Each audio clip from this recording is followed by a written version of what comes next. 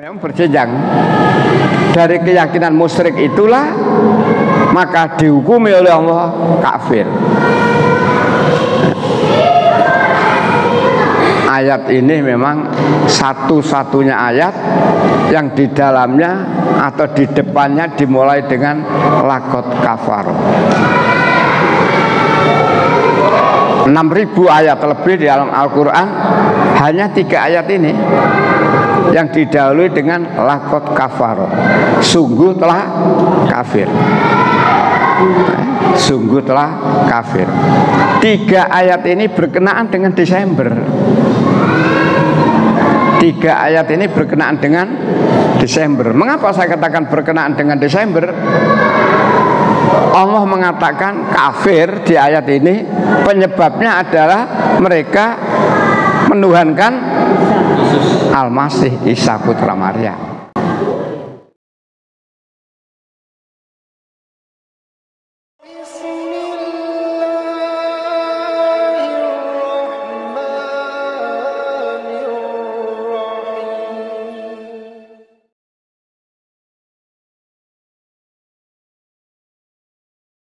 Bismillahirrahmanirrahim. Assalamualaikum warahmatullahi wabarakatuh. Alhamdulillah, syukurillah, la haula wa la quwata illa billah. Asyhadu an la ilaha illallah wahdahu la syarikalah wa asyhadu anna Muhammadan abduhu wa rasuluh. Allahumma shalli ala Muhammad wa ala ali Muhammad. Qala Allah ta'ala fil Qur'anil Karim, a'udzu billahi minasy syaithanir rajim. Qul ya ayyuhal kafirun la a'budu ma ta'budun wala antum abidun ma a'bud wala ana abidu ma abadtum wala antum abidun ma a'bud lakum dinukum waliyadin. Sadaqallah. Ibu-ibu serta bapak sekalian yang saya hormati, yang dirahmati Allah, alhamdulillah Allah senantiasa memberikan lipat rahmat pada kita, sehingga pada pagi hari ini kita masih bisa melakukan aktivitas ini, dan mudah-mudahan apa-apa yang sudah pernah kita lakukan menjadi amal soleh kita dan diridhoi oleh Allah Subhanahu wa Ta'ala. Amin. Salawat dan salam semoga tetap tercurahkan pada junjungan kita Rasulullah Nabi Muhammad SAW dan seluruh pengikut-pengikutnya hingga akhir zaman nanti. Marilah kita awali kajian kita pada pagi hari ini dengan baca basmalah. Bismillahirrahmanirrahim. Bapak yang saya hormati, Islam yang berkualitas dengan istiqomah dalam bertauhid. Jadi kita temanya menjadi orang Islam yang berkualitas, istiqomah dalam bertauhid, dan selalu memberantas kemusyrikan. Ya, Islam yang berkualitas, istiqomah di dalam tauhid, dan selalu memberantas kemusyrikan. Ada beberapa bulan yang di dalamnya memang terdapat kegiatan-kegiatan yang mengakibatkan akidah kita terusik. Sekarang Desember, ibu bapak tahu Desember di dalamnya ada apa? Ada apa itu ya? Itu. Maka sengaja saya milih tema ini ya, jadi supaya kita waspada, bisa menjaga ya, kualitas Islam kita, kualitas iman kita, terutama dalam hal bertauhid. Itu yang pertama. Yang kedua, jangan pernah surut untuk memberantas kemusyrikan. Baiklah. Jadi di dalam menghadapi kehidupan ini memang aneka ragam yang kita hadapi. ada yang kita hadapi dengan keyakinan yang sama. Artinya kita orang Islam ketemu orang Islam. Itu pun kadang-kadang sesama Islam tidak sama. Ada Islam yang betul-betul menjaga keislamannya, tapi ada Islam yang dicampur dengan kejawen dan sebagainya. Itu yang Islam dengan Islam. Apalagi yang Islam dengan non-Islam. Ini yang kita harus betul-betul bersikap tegas, ya, bersikap tegas. Bapak yang saya hormati, yang dirahmati Allah, sejak awal Allah sudah menurunkan, mengirim, mengutus, ya, nabi-nabi ke seluruh umat yang ada. Artinya pada setiap umat atau setiap kaum, di situ pasti ada nabi. Melihat itu berarti maksud Allah ini sangat baik. Tujuan Allah ini sangat baik. Apa? Supaya masyarakat itu, kaum itu menjadi kaum yang terpimpin, kaum yang selalu mendapatkan pencerahan, kaum yang selalu mendapat hidayah. Namun demikian, tidak semua umat waktu itu, tidak semua kaum waktu itu mau menerima apa yang diberikan oleh Nabi yang datang di tengah-tengah mereka. Oleh karena itu berbahagialah kita, walaupun kita tidak menangi Nabi, kita kan tidak menangi Nabi, tapi kita mau mengikuti ajaran-ajaran yang telah diberikan oleh Rasulullah Muhammad SAW. Walaupun kita tidak menangi, kita mau mengikuti. Inilah, ya, satu kenikmatan kita. Wong yang menangi saja nolak, apalagi yang tidak menangi lalu nolak. Ojo disalahno. Orang tidak menangi Nabi Muhammad, menolak agama Nabi Muhammad, ojo disalahno, enggak menangi. Maka berbahagia kita tidak menangi Nabi Muhammad, tetapi kita yakin ajaran yang dibawa oleh Nabi Muhammad itu adalah satu-satunya ajaran yang diridhoi oleh Allah. Baik, kembali kepada setiap umat ada Nabi. 1636, ya, setiap umat ada Nabi. Jadi tidak ada umat yang kemudian besok protes, itu. Walaupun kenyataannya ada, itu. 1636.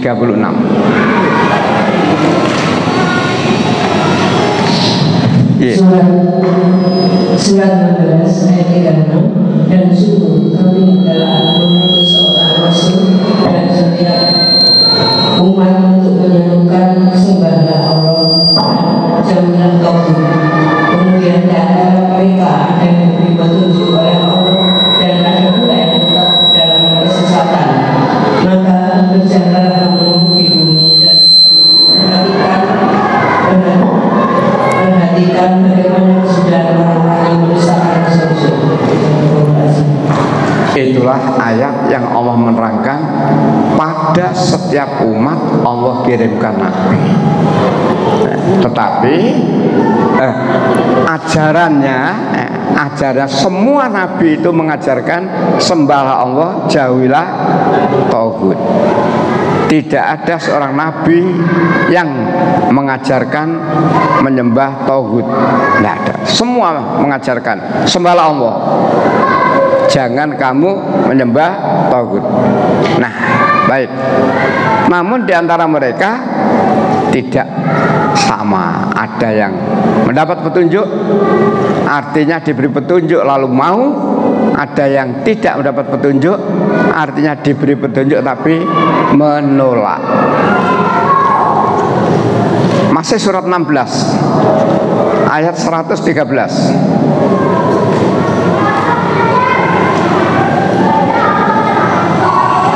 Surat 16 113.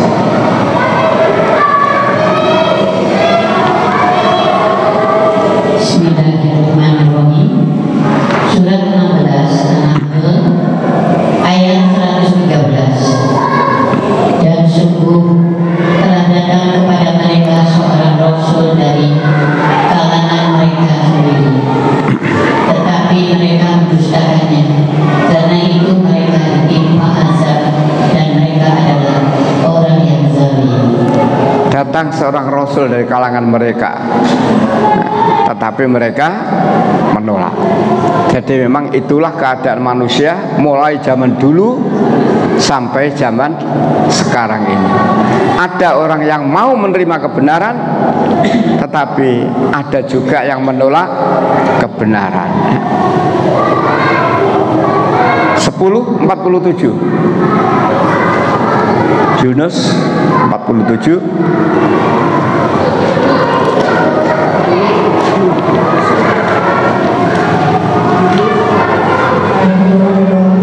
Surat 10 ayat 47.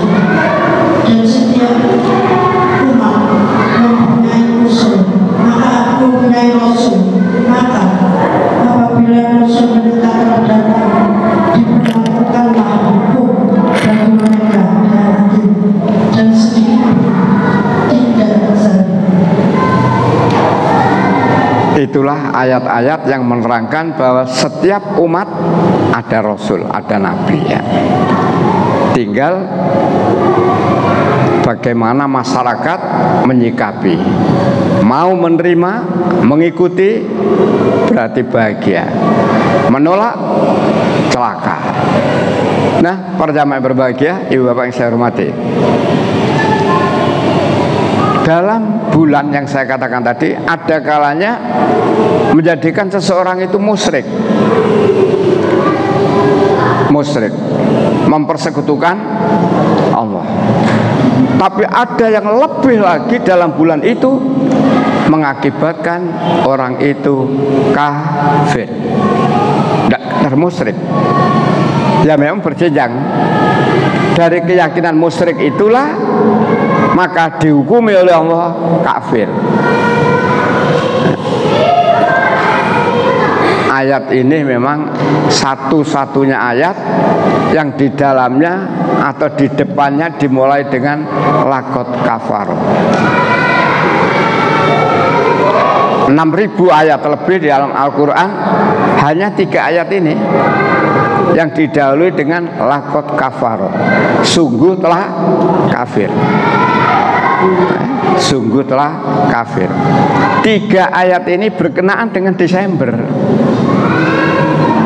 3 ayat ini berkenaan dengan Desember. Mengapa saya katakan berkenaan dengan Desember?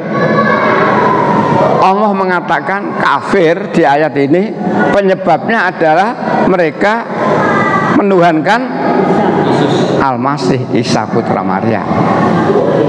Nah, ya, kalau dalam Bible Yesus, dalam Al-Quran Al-Masih Isa putra Maryam. Karena keyakinannya seperti itulah tidak sekedar musyrik. Musyrik itu kan menganggap, meyakini ada Tuhan selain Allah. Tapi di ayat ini tidak lagi sekedar musyrik, kafir. 5:17. 5:17.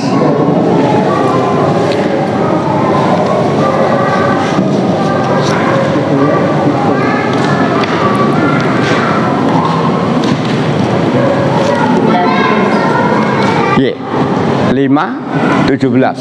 Bismillahirrahmanirrahim. Surat Al-Maidah ayat 17. Sungguh telah kafir orang yang berkata sesungguhnya Allah itu dialah Al-Masih putra Maryam. Katakanlah Muhammad, siapakah yang dapat menghalang-halangi kehendak Allah jika dia hendak membinasakan Al-Masih putra Maryam beserta ibunya dan seluruh manusia yang berada di bumi, dan milik Allah lah kerajaan langit dan bumi dan apa yang ada di antara keduanya.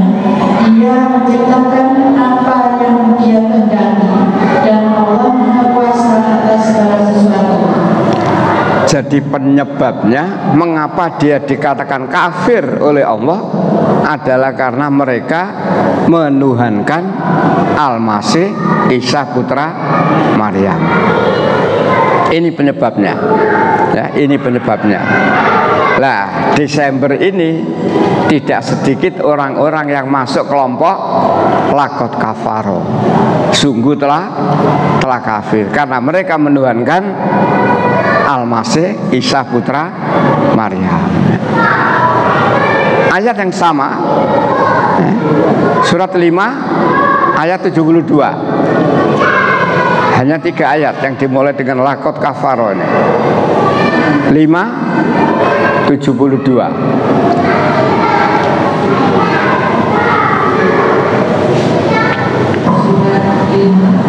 Iya, 72. Ayat 72.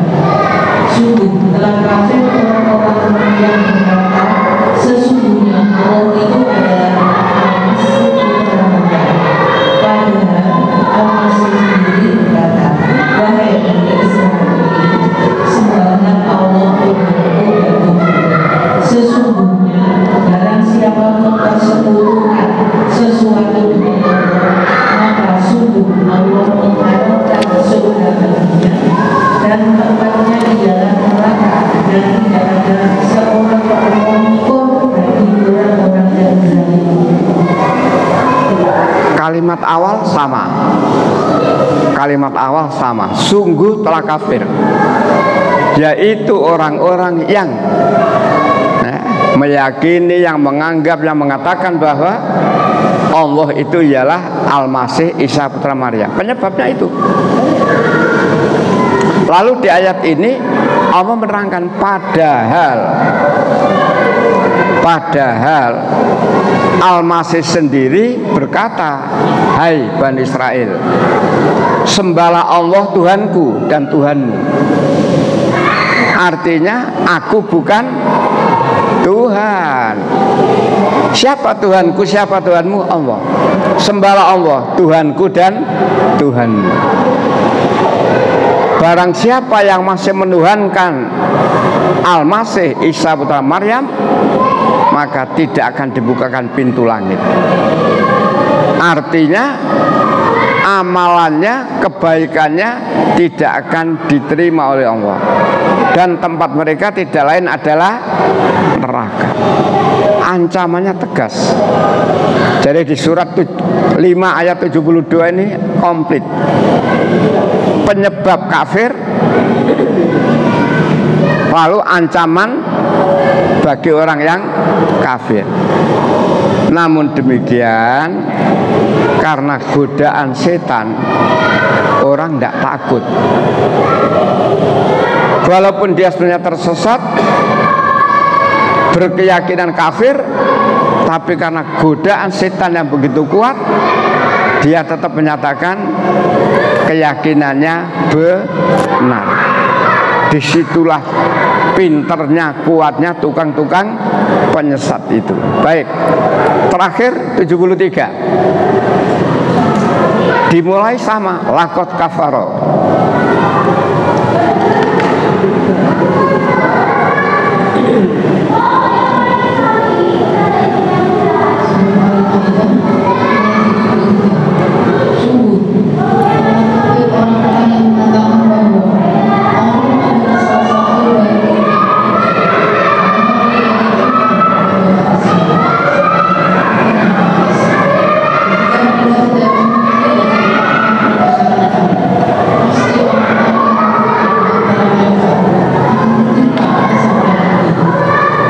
Pembukanya sama. Sungguh telah kafir. Cuma yang 17, 72 tadi diterangkan, yaitu orang-orang yang meyakini bahwa Al-Masih itu sebagai Allah. Tapi di 73 tidak. Di 73 diterangkan siapa orang yang dikatakan kafir itu, yaitu orang yang berkata sesungguhnya Allah itu ialah salah satu dari yang 3. Salah satu dari yang 3 ini termasuk di dalamnya adalah Al-Masih Isa putra Maryam. atau yang di sana diistilahkan Trinitas. Tuhan Bapa, Tuhan Anak, Roh Kudus. Sungguh telah kafir. Jadi sama. Jadi ini malah komplit, tiga jadi satu tapi tetap tiga, bingung gitu. Baik, itulah ayat-ayat yang harus kita waspadai. Jangan sampai kita terpengaruh oleh kegiatan apa saja yang intinya kita terbawa menjadi orang yang kafir. Maaf ya Bapak, sekarang ini banyak orang Islam yang tidak cerdas. Diundang selawatan nang gereja gelem.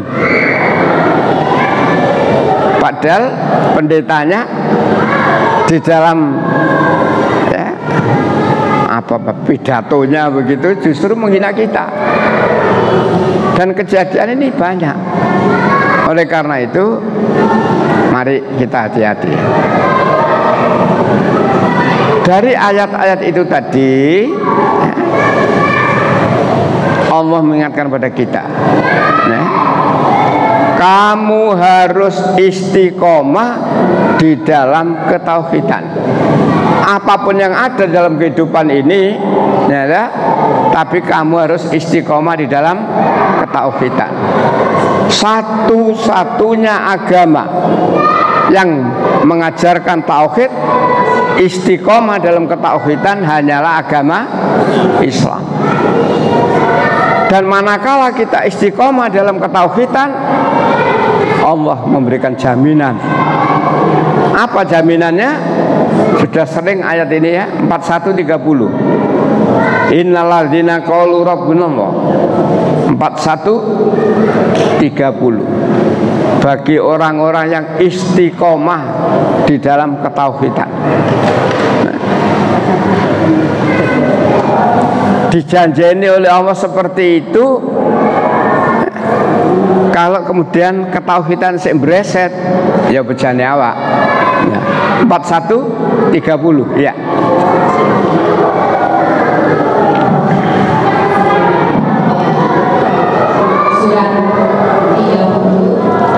Surat 41 ya, ayat 30. Sesungguhnya orang-orang yang berkata, Tuhan kami adalah Allah, kemudian mereka menentukan pendirian mereka, maka malaikat-malaikat akan turun kepada mereka dengan berkata, janganlah kamu merasa takut dan janganlah kamu bersedih hati, dan bergembiralah kamu dengan memperoleh surga yang telah dijanjikan kepadamu. Orang-orang yang berkata, Tuhan kami ialah Allah, lalu mereka berpegang teguh. Ini yang harus kita ingat. Karena banyak orang yang bersyahadat, banyak orang yang sudah mengatakan la ilaha illallah, tetapi nyatanya tidak dipegang teguh. Makanya di ayat ini diterangkan, sumastaqamu, kemudian berpegang teguh, istiqomah, ajek, tidak mudah digoyang dengan apa saja. Sesungguhnya orang yang berkata Tuhan kami hanyalah Allah, kemudian mereka istiqomah. Istiqomahnya inilah yang tidak mudah ya Bapak. Karena dalam kehidupan ini kadang-kadang kita dihadapkan ancaman dan sebagainya, menjadikan iman seseorang tadi goyang, tidak istiqomah. Padahal janji Allah jelas, kalau kamu istiqomah, wala tahinu wala tahzanu, tidak ada rasa takut dalam menghadapi hidup ini.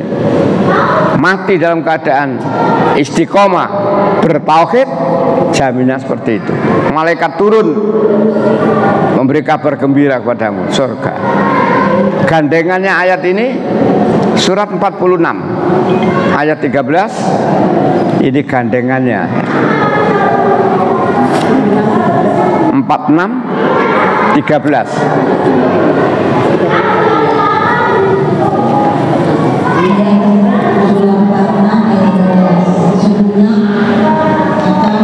Tuhan kami adalah Allah dan mereka tetap beristiqomah. Tidak ada rasa khawatir pada mereka dan mereka tidak pula bersedih hati.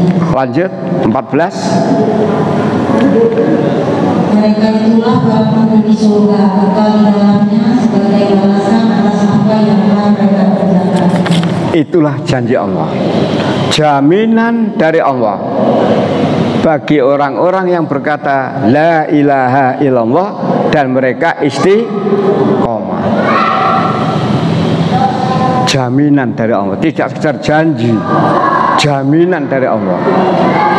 Katakan janji Allah itu pasti ditepati.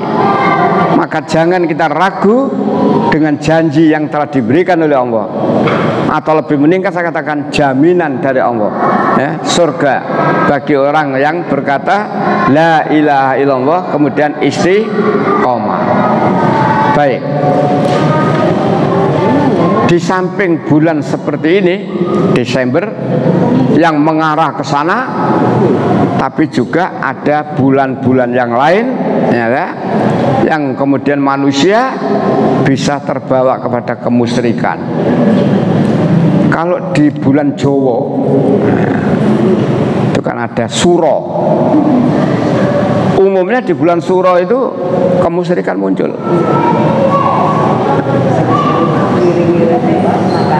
Ya, bubur Suro.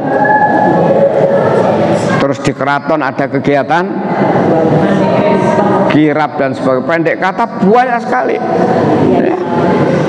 Jadi banyak sekali pada bulan itu manusia melakukan kegiatan menurut angen-angennya sendiri, tidak ada tuntunan dari Allah. Yang lebih-lebih para jamaah yang berbahagia, penyakit yang sulit diberantas, TBC, bukan tuberkulose, bukan penyakit TBC paru-paru yang kemudian muntah darah, bukan. TBC di sini adalah singkatan dari takhayul, bid'ah, khurafat. Ini penyakit yang tidak mudah diberantas. Oleh karena itu, waspadalah terhadap virus takhayul, takhayul. Termasuk juga perbuatan-perbuatan yang tidak ada dalilnya, tidak ada tuntunannya, tidak ada contohnya, bid'ah. Mengada-ada sesuatu, amalan ibadah yang sebenarnya tidak ada. Dan itu juga orang yang melakukan itu sangat yakin. Yang melakukan itu sangat yakin kebenarannya, padahal itu bid'ah. Bid'ah itu mengada-ada, mengada-ada sesuatu yang baru yang tidak ada di dalam agama Islam dan tidak pernah dicontohkan oleh Rasulullah, termasuk khurafat itu. Nah, maka orang-orang yang diperintahkan oleh para nabi tadi itu, kaum yang diperintahkan oleh para nabi tadi, sembahlah Allah, tinggalkan tauhid. Sembahlah Allah, tinggalkan tauhid. Tapi kenyataannya mereka tetap sulit untuk melepaskan penyembahan terhadap berhala. Di dalam Ka'bah sendiri tidak kurang dari 360 berhala yang kemudian sempat dibersihkan oleh Rasulullah itu. Gak main-main. Dari 360 berhala itu ada 3 yang paling besar. Surat 53 ayat 19.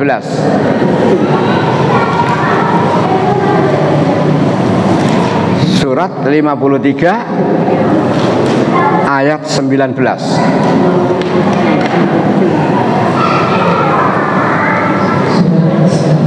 Ya. Surat 53 ayat 19. Maka apakah patut kamu orang-orang muslim menganggap berhala atau berhala Al-Lata dan Al-Uzza? Jadi ada 3 berhala di ayat itu. Lata, Uzza, Mana. Ini yang terkenal. Lata, Uzza, Mana. Tapi sebenarnya tidak 3 itu saja. Ada 5 berhala lagi. Surat 71 ayat 23. 71 ayat 23.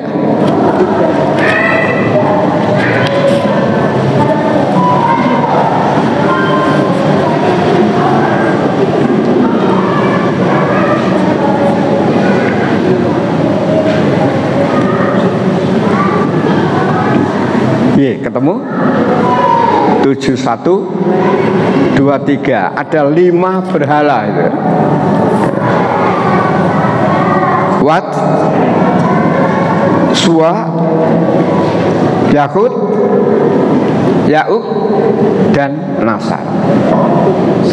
Jangan kamu tinggalkan. Jadi menurut mereka ini adalah sembahan-sembahan yang dilakukan oleh orang-orang yang tidak mau mengikuti ajarannya Nabi itu ya. Padahal Allah mengingatkan pada kita, menegur orang-orang yang masih suka menyembah berhala. Ditegur. Tapi mereka walaupun ditegur tetap punya bantahan. Jelas-jelas menyembah berhala, minta kepada berhala, tetapi ketika ditegur tetap punya alasan. Apa alasannya?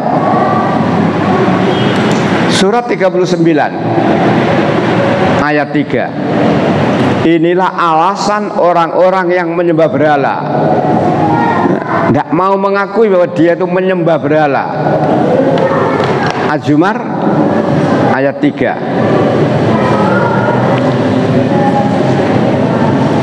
Pak, jangan kecepatan, Pak. Ya, maaf ya, kecepatan ya. Surat 39 ayat 3.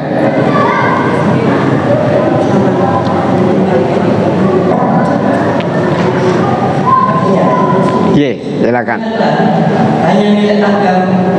Ingatlah, hanya milik agama yang murni dari sini. Dan orang-orang yang melanggar di Israel dia. Kami tidak menyembah mereka, melainkan harap agar mereka mendekatkan kami kepada Allah dengan sedekat-dekatnya.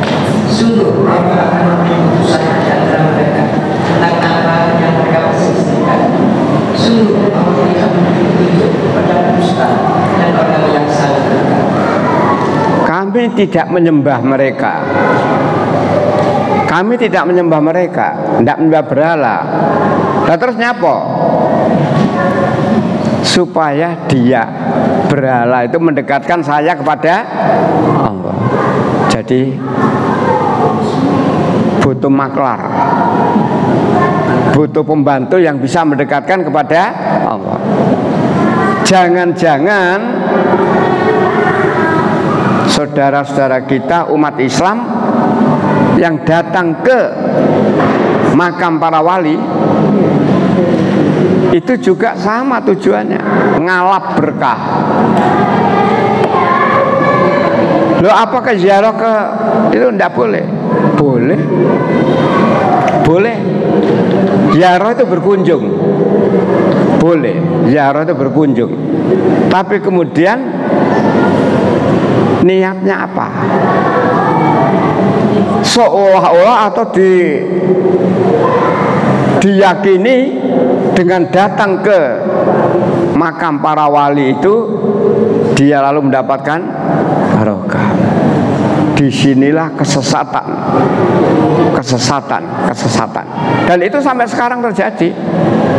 Tidak sedikit di antara umat Islam yang juga berombong-rombongan datang sana.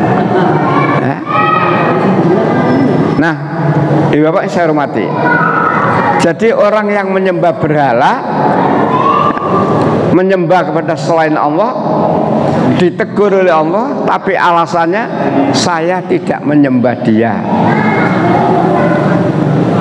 tetapi supaya dia lebih mendekatkan saya kepada Allah.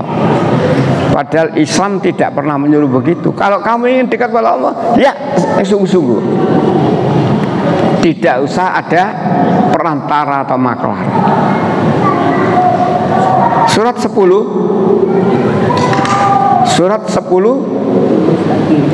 ayat 18.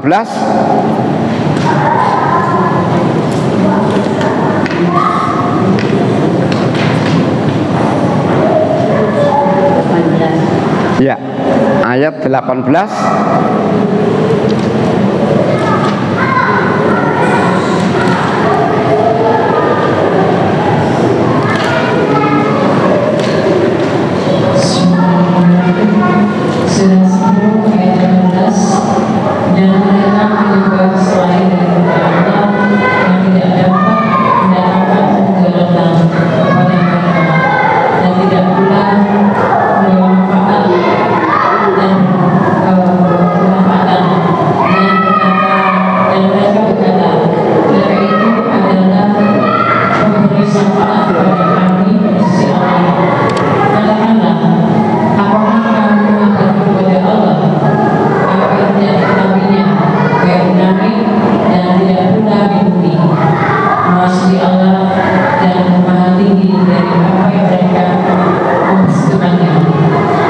Mereka menyembah sesuatu selain Allah yang tidak bisa memberi manfaat dan juga tidak bisa memberi mudarat, ya.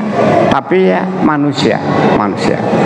Baik, ibu bapak yang saya hormati, ditegaskan dalam ayat yang lain tentang keadaan berhala. Ya, memang ayat-ayat ini sudah pernah kita kaji semua, ya.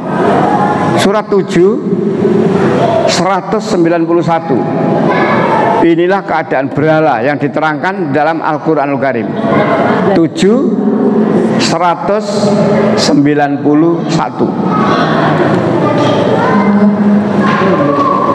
Ye. Mengapa mereka mempersekutukan Allah dengan sesuatu berhala yang tidak dapat menciptakan sesuatu apapun, padahal berhala itu sendiri diciptakan. Saya pernah menyampaikan, seseorang membaca, nek hati ini dibuka, otaknya dipakai, akan mudah bisa menerima. Tapi kalau hatinya tidak dibuka, otaknya tidak dipakai, walaupun kena ayat seperti ini, mereka tetap ngeyel. Apakah mereka tetap menyembah? 191 dilanjutkan 192.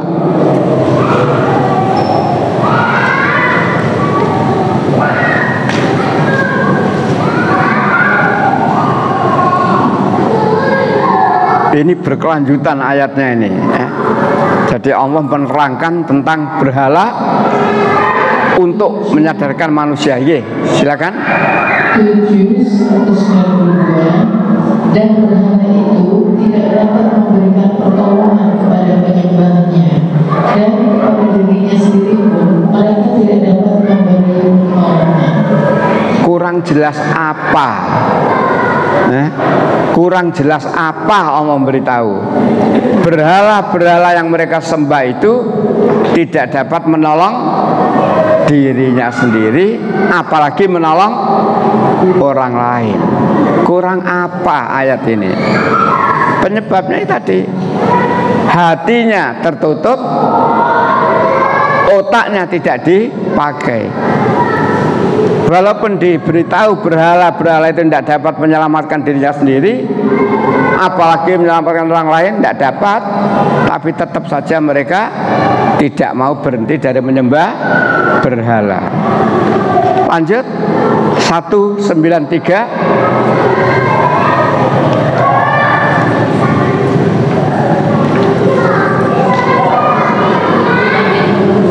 Ya, 193. Suratnya tetap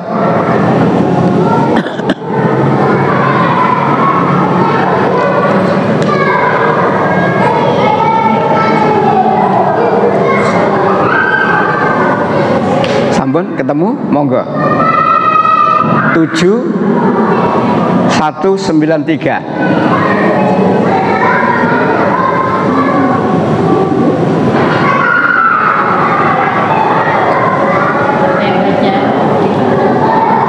Surat 7 ayat 193. Dan jika kamu, hai orang-orang yang musyrik, menyerunya berhala untuk memberi petunjuk kepadamu, tidaklah berhala-berhala itu dapat memperkenankan seruanmu, sama saja hasilnya buat kamu. Menyeru mereka ataupun kamu berdiam diri, mau pahala jariah dan rezeki yang berlimpah. Jelas sasarannya orang musyrik. Ya, kamu orang-orang yang musyrik, walaupun menyeru mereka atau tidak menyeru mereka sama saja. Bong berhala. Saya pernah beri contoh yang enteng itu, patung di Jalan Yosudarso, berdiri tegap dengan sepatunya panjang, dialah Jenderal Sudirman. Patung. Andai kata patung itu bisa mendengar ketika masjid di Kota Madia itu adzan subuh, pasti. Nah, tapi Allah sudah beritahu, walaupun dia punya kaki, dia tidak akan bisa berjalan dengan kakinya itu. Walaupun dia punya mata, walaupun dia punya telinga dan diterangkan lawang patung, tapi namanya orang musyrik, ditegur seperti itu dalam Al-Quran, tetap saja. Ingat penyebabnya ibu, bapak, 2. Hati tidak dibuka, akal tidak dipakai. Malahan kalau saya ngomong agama, ketika seseorang membaca kitab sucinya sendiri, nek atine dibuka, otaknya dipakai, ditinggal. Kitab sucinya ditinggal. Kenapa? Karena ayat-ayat di dalam kitab suci yang dibaca tadi sangat tidak masuk akal. Ini nanti pada pemberantasan kemusyrikan nanti ya. Masih belum selesai bicara berhala. Tadi 193 ya. Naik 194. Karena ini berkelanjutan supaya tuntas. 7 194.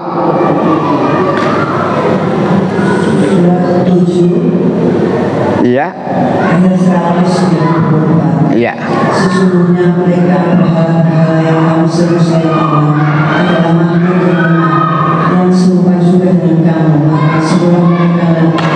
maka serulah mereka biarkanlah mereka menyembah orang yang benar.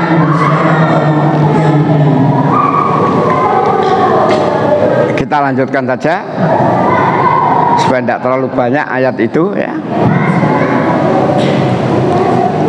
Allah menegaskan ancaman, menegaskan tentang ancaman bagi orang-orang yang menyembah kepada selain Allah, atau ancaman. Surat Al-Anbiya surat 21 ayat 98.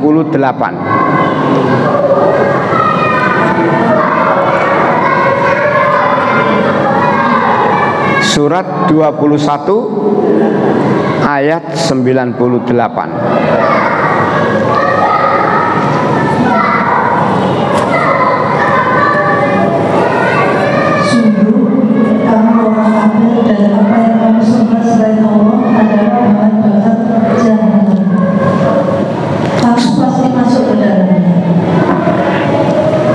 Ancaman bagi orang musyrik, ya,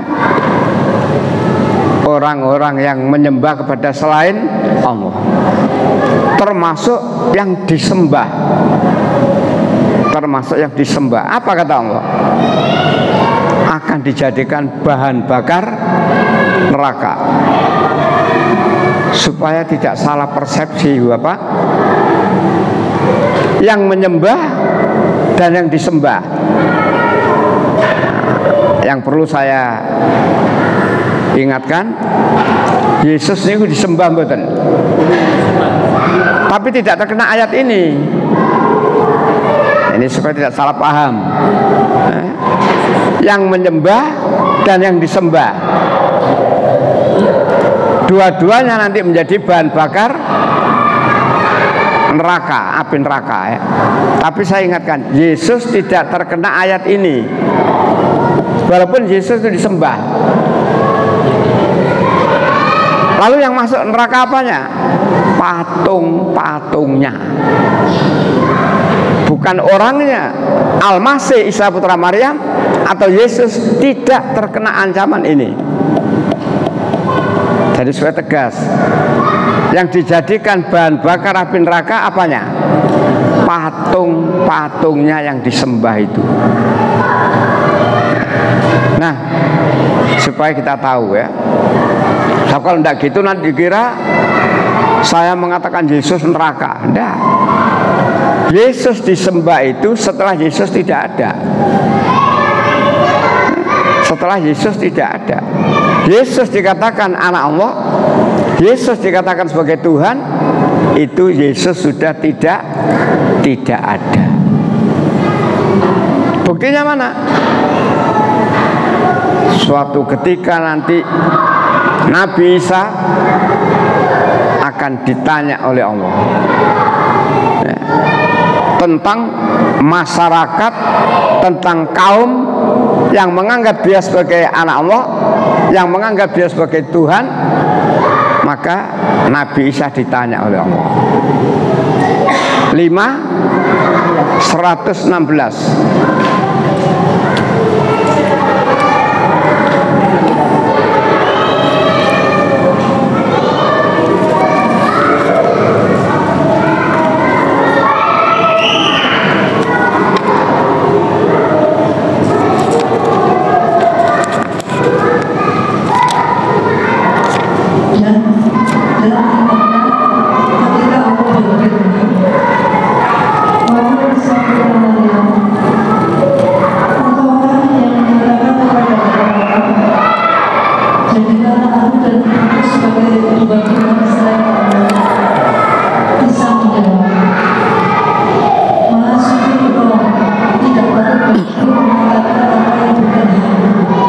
Itulah jawaban Nabi Isa. Ingatlah, ketika Isa putra Maryam ditanya oleh Allah, apakah kamu yang menyuruh supaya orang-orang menyembah kamu atau menyembah ibumu? Jadi Nabi Isa dimintai pertanggungjawaban oleh Allah. Kamukah yang mengajarkan? Kamukah yang menyuruh manusia supaya menyembah kamu, menyembah ibumu? Nabi Isa menjawab, Maha Suci Allah. Artinya saya tidak pernah menyuruh, saya tidak pernah mengatakan seperti itu. Bahkan masih berlanjut di ayat itu, ya, ditegaskan yang lebih komplit di 117. Ini penegasan. 5:117. Aku tidak pernah mengatakan kepada mereka yang engkau perintahkan kepadaku, yaitu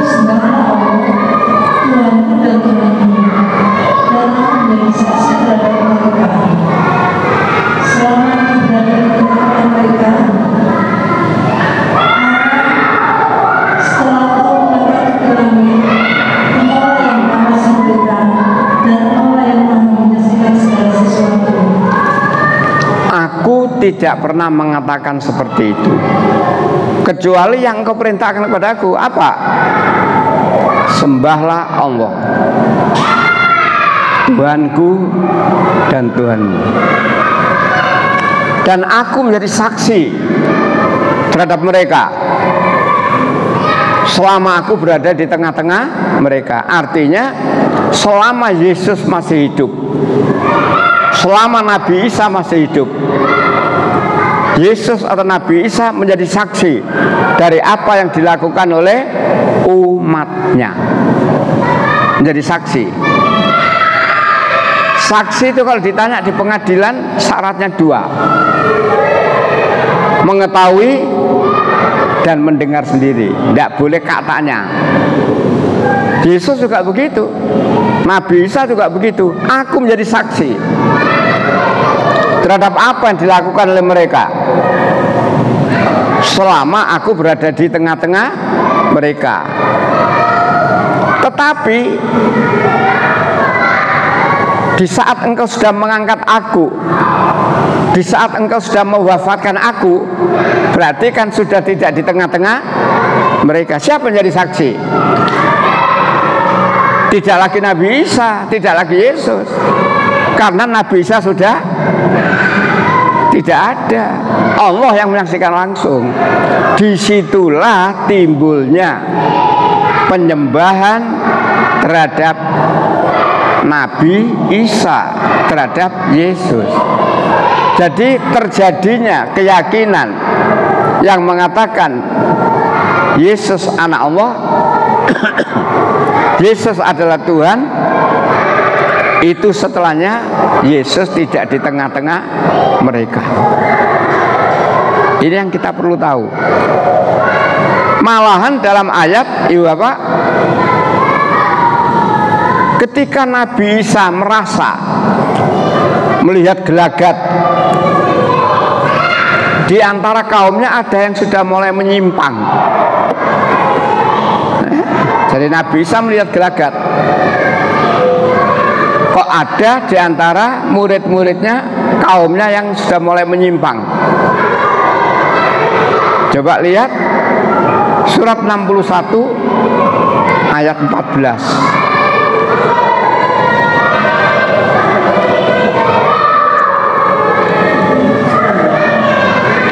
Surat 61 ayat 14. Ya ayyuhalladzina amanu.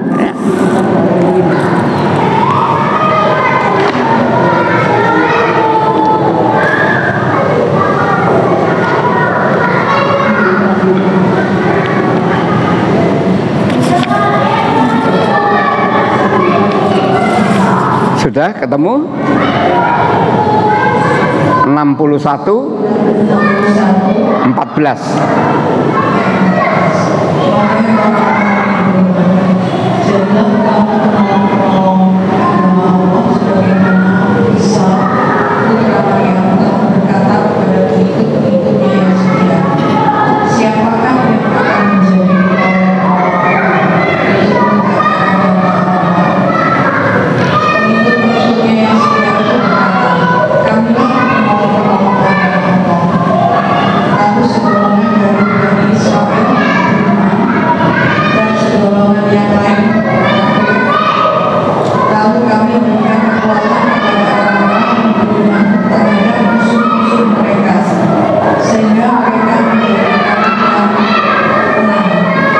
Sekali lagi, Nabi Isa melihat gelagat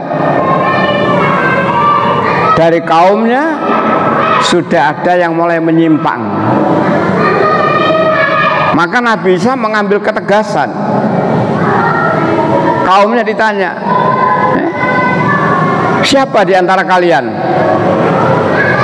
yang siap menjadi penolong agama Allah? Jadi Nabi Isa tahu sudah tidak 100%. Maka ditanyakan, siapa di antara kalian yang masih siap, masih sanggup menjadi penolong agama Allah? Murid yang setia kaum Hawarizin berkata, kami siap menjadi penolong agama Allah. Sebagian menyatakan seperti itu, sebagian kafir. Jadi batasannya jelas, batasannya jelas ya. Jadi ketika melihat murid-muridnya atau kaumnya seperti itu, tidak dibiarkan oleh Nabi Isa, tidak dibiarkan. Sama dengan hari ini, kalau kita melihat kemungkaran jangan dibiarkan. Ditanya kita besok oleh Allah, kamu tahu gitu kok diem saja? Padahal pada dirimu ada kewajiban amar ma'ruf nahi mungkar. Kembali pada ayat ini ya. Kaum Hawarizin berkata, kamilah penolong-penolong agama Allah. Maka beriman segolongan dari Bani Israel, dan yang segolongan lagi kufur ya, kufur, menuhankan. Ayat ini sebenarnya sudah ada di surat Ali Imran surat 3 ya, surat 3 ayat 52. Hampir sama. Nabi Isa melihat gelagat ya. Surat 3 ayat 52.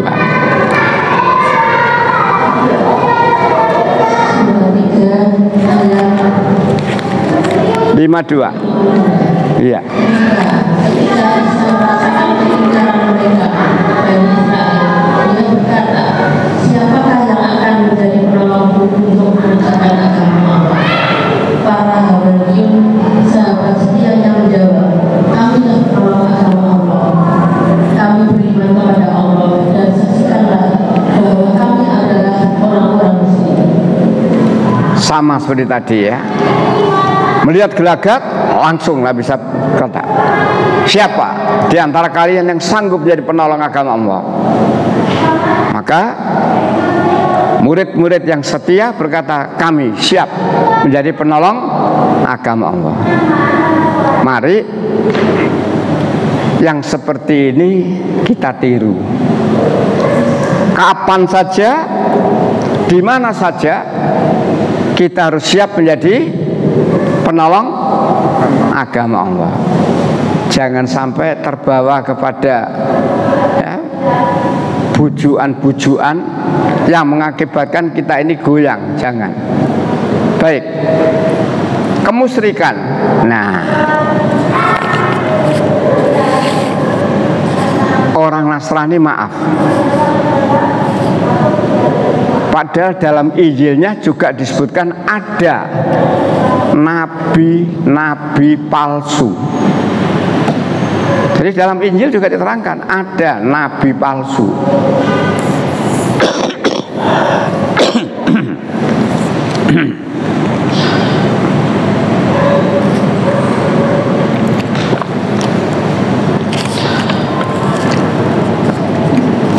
Di dalam Islam ada nabi palsu? Ngaku ada. Ngaku ada. Di dalam Islam jelas. Surat 33 ayat 40. Ya. Surat 33 Al-Ahzab ayat 40.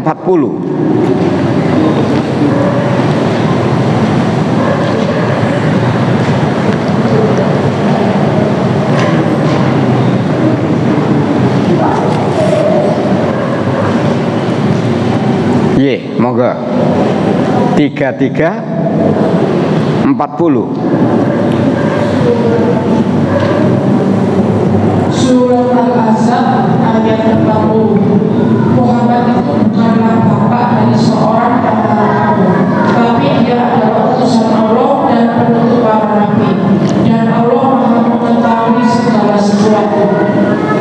Yang perlu digarisbawahi adalah ia adalah penutup segala nabi. Apa maksudnya ini?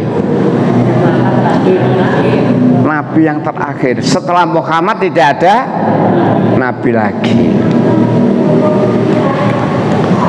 Kenyataannya ada orang yang ngaku-ngaku dan bahkan meyakini. Jadi ada yang ngaku-ngaku sebagai nabi dan ada yang kemudian menjadi pengikutnya orang yang ngaku nabi ini. Kalau dulu ada sampai ngaku malaikat itu ya, Lia Edan. Tapi yang paling menonjol adalah Mirza Ghulam Ahmad dari India. Dia mengaku nabi dan dia mengaku mendapatkan wahyu. Walaupun ayat mengatakan Muhammad adalah penutup nabi, tapi ternyata masih ada. Jadi dalam Islam pun ada yang berarti itu. Maka kita perlu, mungkin sudah pernah saya sampaikan, punyai buku judulnya Aliran dan Paham Sesat di Indonesia. Aliran dan paham sesat di Indonesia. Aliran apa saja, supaya kita tidak terjerumus kepada aliran yang kita tidak paham. Misalkan LDII, di mana penyimpangannya? Ahmadiyah, di mana penyimpangannya? Ini jarang dibahas loh. Jarang dibahas. Nah, padahal kita perlu tahu. Baik, kembali lagi. Ya Bapak yang saya hormati, di dalam Alkitab juga sudah diperingatkan tentang adanya nabi palsu yang ajarannya sesat dan menyesatkan. Oleh karena itu, waspadalah. Ya. Di mana keterangan itu ada? Di kitab yang diturunkan oleh Allah. Sebelum Al-Quran sudah ada 3 kitab suci: Taurat, Zabur, Injil. Taurat itu zaman Nabi Musa, atau diistilahkan perjanjian lama. Di kitab Ulangan, di kitab Taurat itu disebutkan, jika sekiranya kamu berkata dalam hatimu, bagaimanakah kami mengetahui perkataan yang tidak difirmankan Tuhan? Apabila seorang nabi berkata demi nama Tuhan dan perkataannya itu tidak terjadi, tidak sampai, maka itulah perkataan yang tidak difirmankan oleh Tuhan. Ya. Dengan terlalu berani, nabi itu telah mengatakan bahwa janganlah gentar kepadanya. Jadi isyarat tentang adanya nabi palsu ada tertulis di dalam Alkitab. Bagaimana ciri-cirinya nabi palsu dalam Alkitab? 1, ia mengaku sebagai Mesias dan menyalahgunakan nama Yesus. Dia bukan Mesias, bukan utusan Tuhan, tapi mengaku dan bahkan menyalahgunakan nama Yesus. 2, ciri nabi palsu yang ada dalam Alkitab, dia mengaku mendapat wahyu, padahal pengakuannya ini bohong. Diterangkan dalam ayat yang lain itu.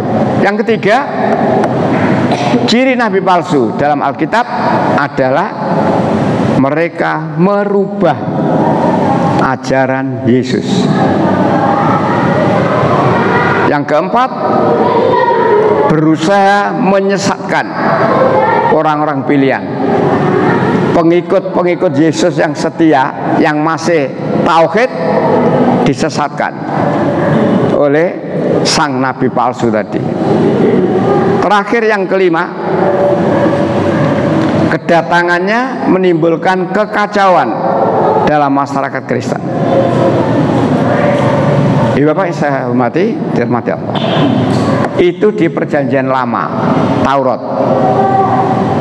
Sekarang di Perjanjian Baru, Injil juga menyebutkan adanya nabi palsu yang ajarannya sesat dan menyesatkan. Orang Nasrani tidak tahu ini, atau mungkin ayat ini dibaca tapi karena hatinya tertutup, otaknya tidak dipakai, dia tidak sadar bahwa itu adalah nabi palsu. Di mana letaknya? Injil Matius pasal 7 ayat 15. Jadi Perjanjian Baru, kitabnya Nabi Isa. Kalau tadi Ulangan itu kitabnya Nabi Musa, ini kitabnya Nabi Isa. Bunyinya begini: waspadalah terhadap nabi-nabi palsu yang datang kepadamu dengan menyamar sebagai domba, tetapi sesungguhnya mereka adalah serigala yang buas. Kurang apa ayat ini? Begitu jelas Injil Matius mengatakan waspadalah terhadap nabi-nabi palsu yang datang kepadamu dengan menyamar sebagai domba, tapi sesungguhnya mereka adalah serigala yang luas, yang buas. Jadi kalau tadi dikatakan nabi palsu ini ajarannya menyimpang dari ajarannya Yesus, banyak sekali penyimpangannya. Bahkan bisa dikatakan, Ibu Bapak, ajaran sekarang yang diyakini oleh orang Nasrani itu bukan ajaran dari Allah, bukan ajaran dari Yesus, tapi adalah ajaran dari ini tadi, orang yang mengaku nabi, orang yang mengaku mendapatkan mendapatkan perintah dari Yesus, orang yang mengaku untuk bertablik dan sebagainya. Ini yang saya maksud dalam tema yang kedua itu, selalu memberantas kemusyrikan. Jadi jangan sampai kita terbawa kepada ayat-ayat Alkitab yang menerangkan bahwa Yesus adalah anak Allah. Jangan.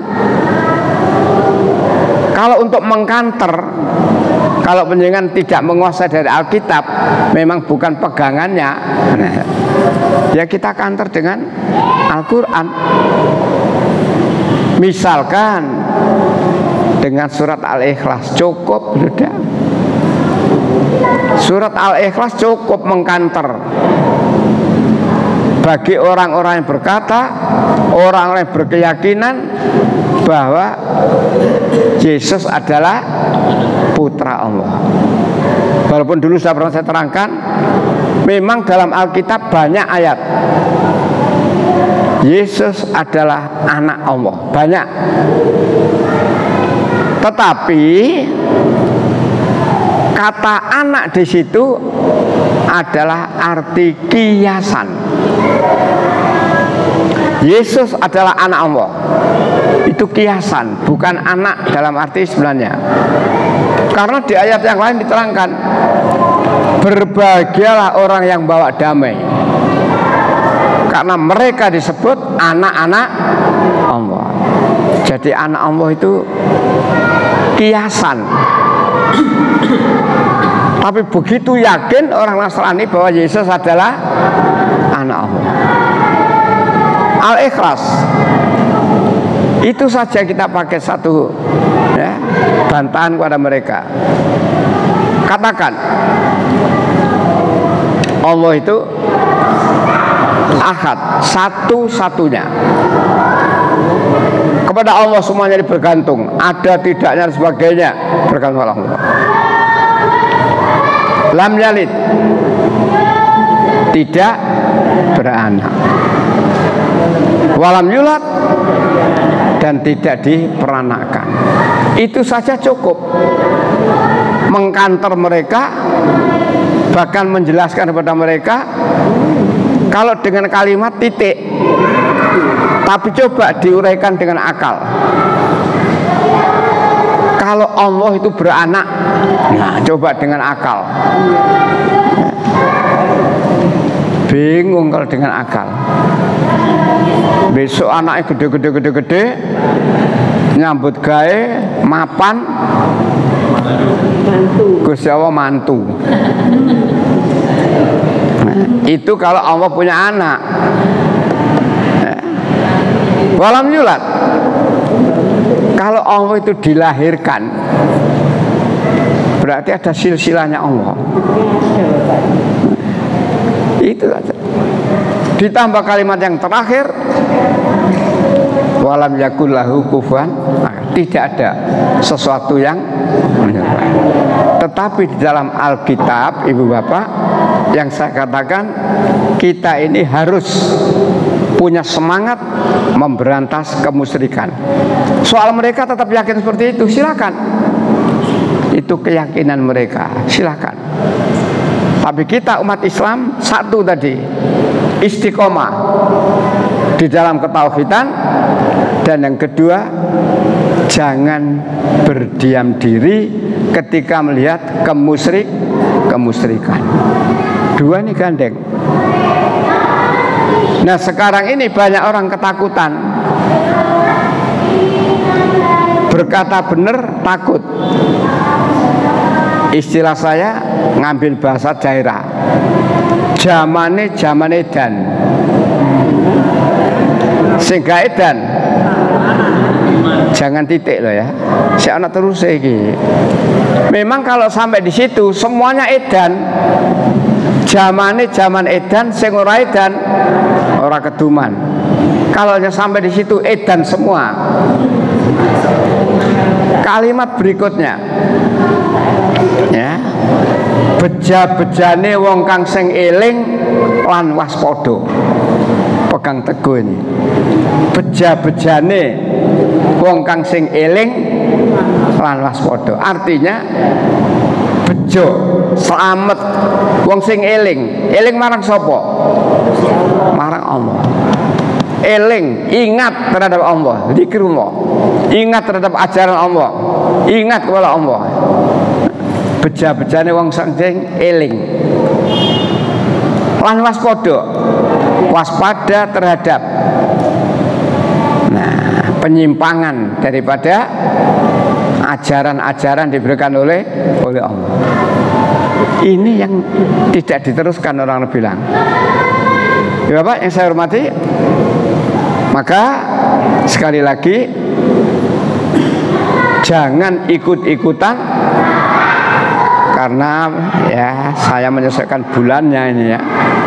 Walaupun nanti banyak acara,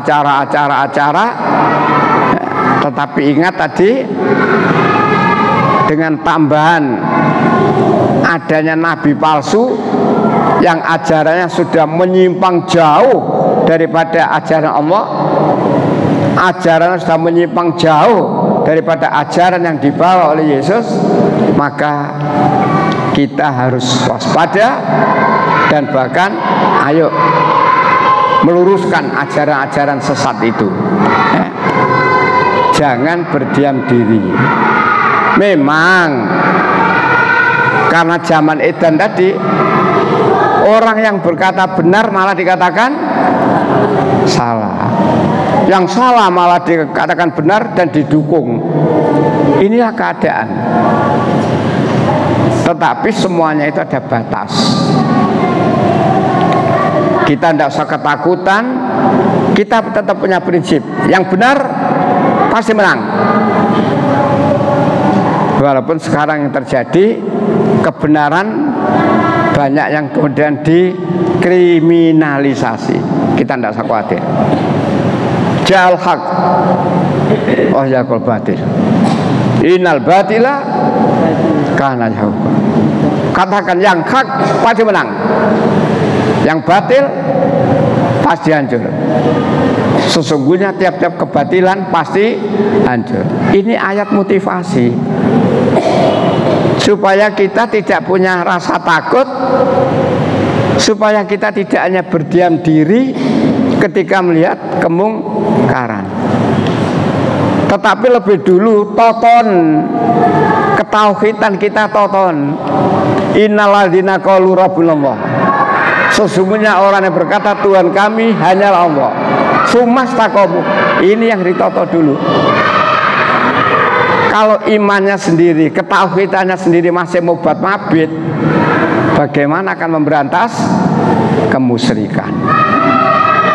Ya, sampai di sini mungkin ada sesuatu yang disampaikan, monggo. Silakan kalau ada yang disampaikan.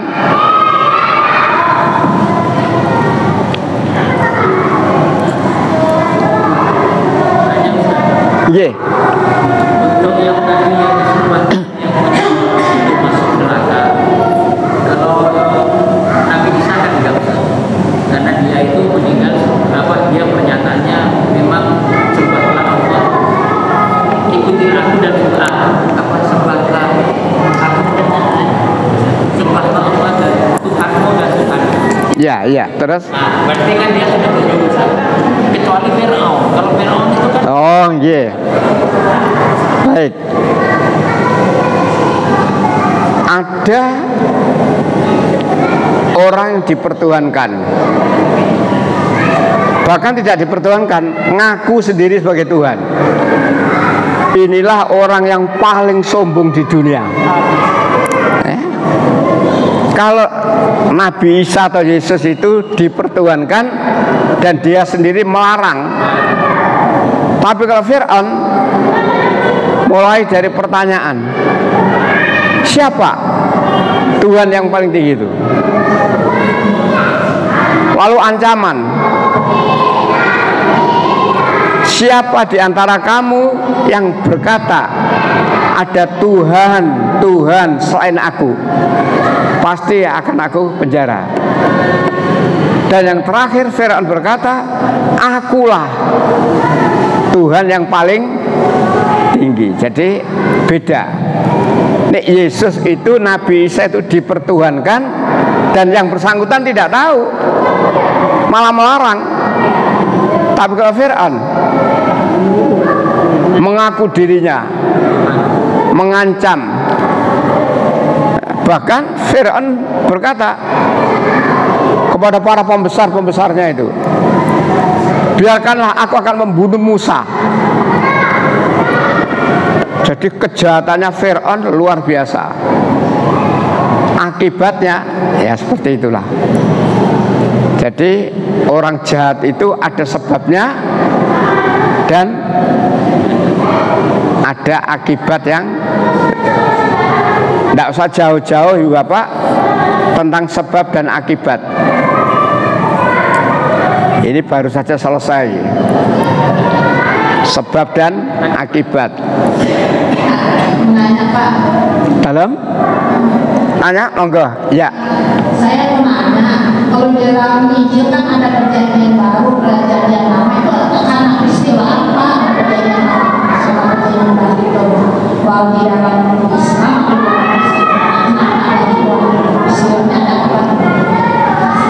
di Injil itu ada perjanjian baru. Perjanjian baru itu kitabnya Nabi Musa, ya, itu kualik. Perjanjian lama, ya, itu kitabnya Nabi Musa itu. Adapun perjanjian baru kitabnya Nabi Isa atau Injil.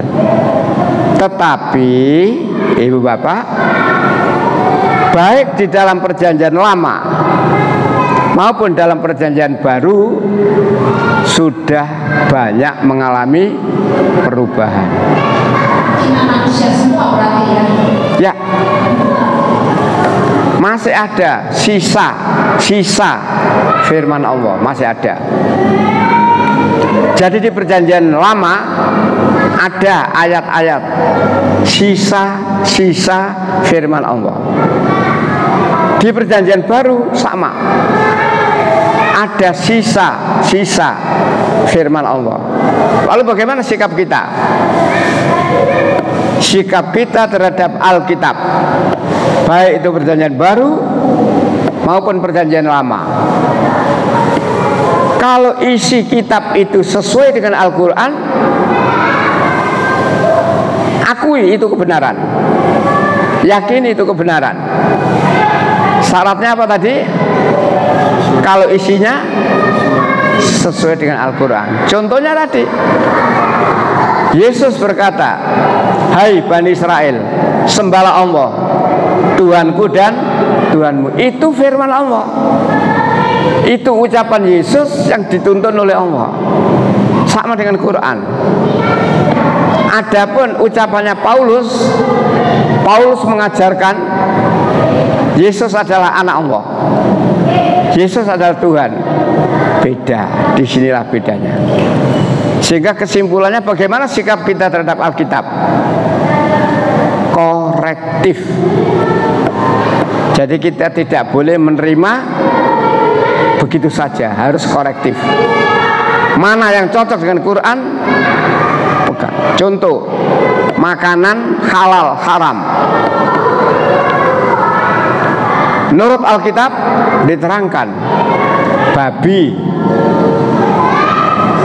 sekalipun kukunya terbelah dua, tetapi karena tidak memamah biak, maka haram ia kepadamu. Jangan kamu makan akan dagingnya, dan jangan kamu jama akan bangkainya. Babi haram menurut Alkitab. Menurut Islam haram. Berarti itu ayat sisa-sisa firman Allah. Jadi masih banyak lagi, Bu. Nah, ya memang ini tidak biasa kita. Nah, tetapi maksud saya membuka pengajian seperti ini, keterangan seperti ini, supaya orang-orang yang masih dalam keadaan tersesat segera sadar. Ye. Baik, sampai di sini Bapak kajian kita. Mudah-mudahan ingat tadi istiqomah di dalam ketauhidan, ya, dan selalu memberantas kemusyrikan. Kita akhiri dengan baca hamdalah. Alhamdulillahirabbil alamin. Subhanakallahumma wa bihamdika asyhadu an la ilaha illa anta astaghfiruka wa atubu ilaik. Assalamualaikum warahmatullahi wabarakatuh.